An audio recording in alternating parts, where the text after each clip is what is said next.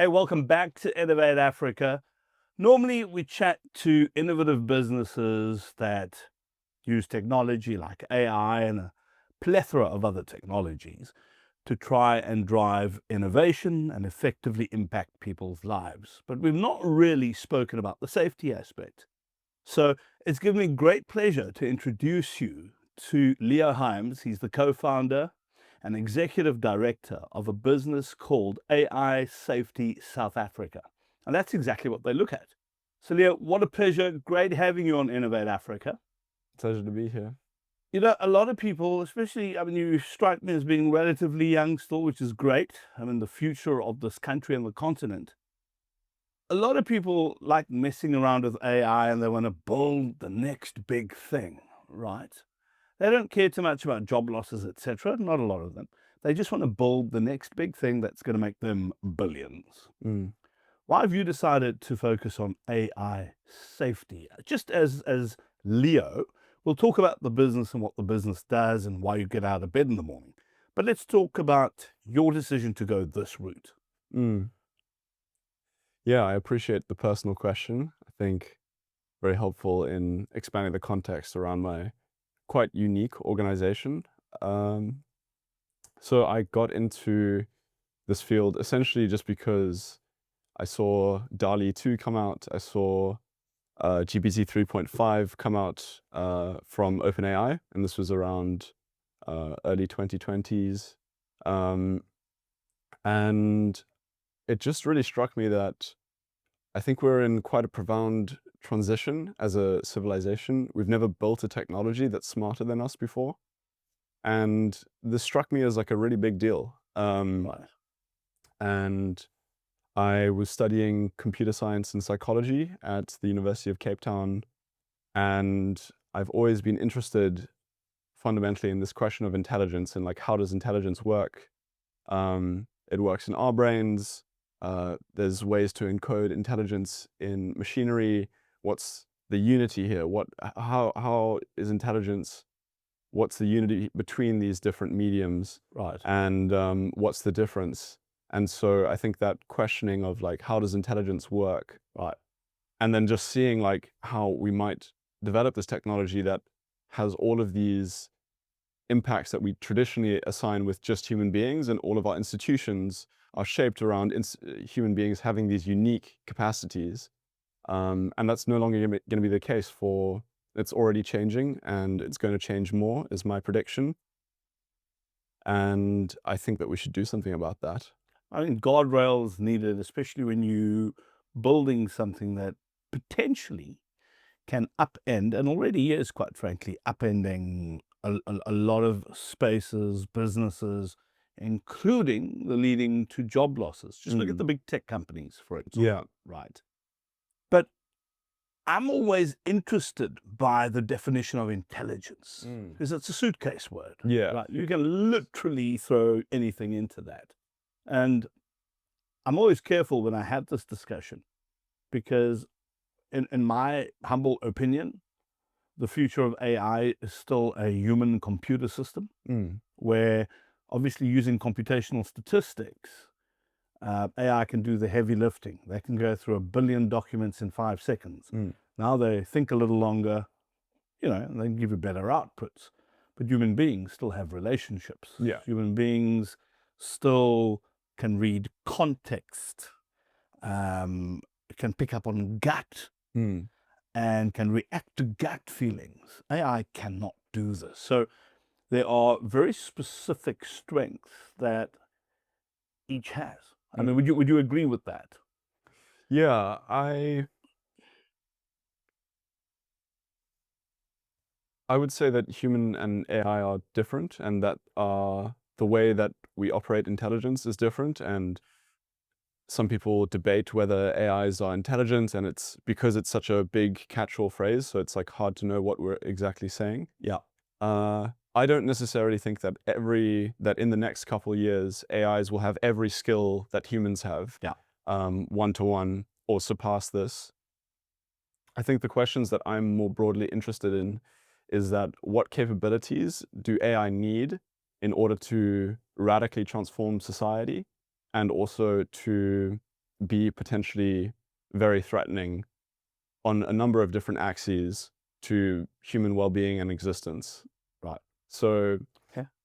yeah, I think that the shift I make is that it's almost not useful having this debate of like, is human intelligence the same as artificial intelligence? When the truth is that we already see how impactful this technology is. And we don't currently have the capacity to integrate this safely into our societies. And we see, job loss, that's something, but also it's affecting our relationships. Yeah. It's affecting the way that our kids grow up and that children make use of the world. Right. It's also changing warfare. It's changing democracy, and a whole bunch of other things. So the question of what does it mean to be human is a deep one, and it's one that I ask myself very often and in relationship to this technology. Yeah. And we need to find that out. Yeah. But the sort of thing that I wake up and realize that I need to do is that we just don't know what's happening right now, and we need to figure that out, and we need to figure out how to protect the future of humanity. Doesn't mean we don't have to do anything, right? Yeah. So, I mean, I'll beg to differ on one point. Okay. When I say differ, I don't even think it's differing. I think you might even agree with it. Because, yes, there are job losses. Yes, artificial intelligence amplifies, the sort of things that you find happening on Twitter and Facebook, etc., with those algorithms, etc. And we've seen how that's changed the face of countries, etc. Right, 100%. But on the other side, you also have a Botlali AI that uses large language models and AI to enable corporates to speak to their customers in their mother tongue. And I think the point that I'm making is that in order for AI to be successful, you still need a human component. Yeah. And one just needs to figure out how you get that human component to interface with the artificial intelligence safely without causing harm. So of course, yes, wars, etc., I agree with that. But it doesn't mean that currently AI is not being deployed safely and can indeed help people. Not at all. I think something that I really need to preface is that like I'm not necessarily like anti-AI. I don't think AI is like strictly a bad thing. Sure. But there is this idea that like technology is neutral, and this is not something that I agree with. Yeah. I think our technology like encodes the values that we put in it, and for me, the questions are rather like who is developing AI and for whom. And there's absolutely no doubt that AI is being used for like economic benefit right now, and also like making like amazing things happen, like democratizing education, making healthcare more widely available and higher quality to more people. There's a massive opportunity to provide potentially like law advice to many other people who wouldn't otherwise get it. And there's an immense amount of like justice that can be done. We can improve our energy systems. And this is with AI broadly as a sort of suite of technology. It's not just like large language models. It's also just like computer vision, more basic natural language processing, or rather more narrow natural language processing. All of these things I think are good. I think it's the piece that I want to bring in is that it's like AI won't be good by default in the broad sense and in the as it becomes in more and more advanced, and especially as these companies race against each other in order to make it more powerful. No, indeed. And we've seen the negative, by the way. I mean, I might have painted some of the positive. We've seen the negative. So AI is as good as its annotated database beneath it, right? So, and that's important. So if you feed it historical CVs, it's going to have bias. Yeah. Against women and other sections of the population, for example. That's a bad thing. So we need to figure out how do we get around that, for example. Now, I want to segue into the question I should have asked second, but because of what you said, I just wanted to engage a little bit about the human and AI interface. So what is AI Safety Africa actually all about? The reason you get up in the morning? Yeah. So fundamentally, we're a capacity building organization, and we're interested in developing the cream of the cream of the crop of talent in Africa in order to both act on the world stage and contribute to this global conversation of how do we make this technology beneficial for all, Right. and also how do we develop talent within our own nations in Africa to prepare our countries for the economic effects that we expect and also the opportunities that we expect as well. And we do this through, we run courses, and so we both do it through education and also community. Right. And then we also have a research component. So I run a small lab as well on evaluating the impacts of, sorry, not evaluating the impacts, but evaluating the potential risky behaviors of AI agents in particular. And yeah, we've done some work in the past with the UK AI Security Institute, and hopefully this will be an ongoing relationship as well. Ultimately, you want to affect policy without strangling progress, right? How do you see that playing out? I mean, other than the universities, you'll have to speak to the politicians who have to pass the laws, put the bills in place, etc. How far are you down that line at the moment? So we haven't done a bunch of policy engagement, and this is mainly because this is such a big topic. Right. Like AI safety is really a global issue, and Africa itself is not it's not really engaged in that conversation. There's been a little bit of engagement with Kenya on the global AI safety stage, but it hasn't been very significant, and the capacity we have to develop this conversation is not very large. So my priority at the moment is actually basically building consensus among experts in Africa around AI safety. We have big disagreements. There's primarily this tension between long-term risks where we see AI becoming much more capable. It's like an everyday economic actor. It can just drop in and maybe disrupt economies very significantly. Right. And then there's also these questions around like bias and fairness, and how is data accrued? Is that fair? And these are sort of very relevant questions on the bias and fairness side, but they're sort of kind of smaller in scope when you think about compared to how this might, radically change our economies and warfare and like loss of control risks and whatnot. And right now we need to evolve that conversation and come to, I don't really believe in just like you get to a final consensus and then you make action, but we at least need to know where we disagree, where we agree as a group of experts, and at least how to move forward in potentially joint or separate directions. And there's just, in the way that I'm doing this is I'm currently organizing a conference for next year. Right. And this is going to be a Pan-African conference for experts in AI safety, and hopefully we aim to tie it into the African Union and have some policy recommendations afterwards. But for the meantime, I'm focused on that capacity building side, because I think the risk that we face as that the African continent faces is that there's many different voices and it's pretty uncoordinated, and people say things on behalf of Africa that is sort of unfair. Yeah. And is not representative of the diversity that is within the continent.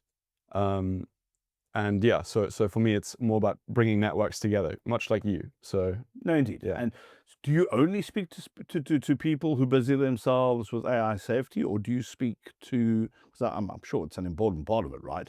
To speak to the people who are already building the future of AI application? Yeah, so I don't do many of these talks. I mean, I have colleagues and friends who work at AI consultancies, and I think the primary thing from my side is that, again, I'm less focused on AI as it is right now and where it may be in 2 to 5 years. And I also think that, like you were saying, like I think that actually entrepreneurship is a tremendous thing, and that we can unlock a ton of value and uplift a bunch of people through entrepreneurship. And this is what I worry about as well, is like over-regulating AI, and we won't actually be able to get the benefit if we're so afraid of this. And it's just a really narrow line, and that's why I'm focusing on really just like capacity building and what are the conversations that are being had around this, and how do we coordinate around them. For example, we're running courses, organizing this conference, and supporting, the University of Cape Town and the University of Witwatersrand. We're trying to advocate for more research and more education through these bodies. And we're also running an extremely exciting program in early next year. It's called the Cooperative AI Research Fellowship, where we're taking around 6 to 15 of the top talent across the world, and we have we'll ensure that we have Africans and South Africans in the mix, like the top masters and young researchers, and we're connecting them with mentors at Google DeepMind, professors at MIT, researchers at Oxford, Carnegie Mellon University, incredibly, like, people that are built the field that they're now researching in, and that we want to connect these researchers to. And it's happening here in Innovation City in January. Applications are still open. If you have a very talented machine learning researcher, if you know of one, please let them know about this opportunity. And our core tracks here are the research areas that we're supporting are multi-agent safety. So in a world where there's billions of AI agents knocking around the economy, how do we ensure that goes well? I'm sure there's many ways it could go badly. Then it's also AI for facilitating human cooperation. So I think it's not controversial to say that many people feel disengaged with our democracies, and that we're in a time where it feels like massive tensions globally. And how can we use our technology to bring people together? And I think that there's amazing work to be done there. And yeah, we're very excited about like doing on the ground impactful work, maybe working with the city of Cape Town. That's nothing confirmed yet. And then another track is mitigating gradual disempowerment. So this is if our economies and institutions start to become sort of automated, how do we ensure that they follow our interests, and how, maybe it's humans in the driver's seat right now. Will that be true 50 years down the line? If you have an AI running your company, how do we ensure that it's humans in the driver's seat and we get to define our own destiny? It's something I'm incredibly passionate about. And then, also open to other ideas. But I think I'm incredibly excited about this program. I'm so glad to be running it at Innovation City. I think it's going to be awesome. I'm so excited. Where do people go to register, by the way? You were mentioning earlier that some spots available. So we have, our website is www.aisafetysa.com. And you can see a link to another website, which is www.cai-research-fellowship.com. I suggest you just check it. Go to the first one. Go to the first one, AI Safety SA. It's pretty simple. You'll find the link there. Perfect. And super excited about those. Leo Hyams, I feel like I'm in good hands with the work you're doing. So really, really great that you are doing what you're doing. We need this. I mean, a senior executive at Pepcore recently said, he's worried about AI and the damage it potentially could cause. And he was happy to hear that you're doing what you're doing. So it's not just about the people building, it's about the guardrails. Essential. Really, really essential. So make sure that you check out, you've got the URLs that Leo has shared with you. And it's not the last time we discuss this issue of AI safety in South Africa and beyond. But that, and this at least, is Innovate Africa, and I'll see you next week.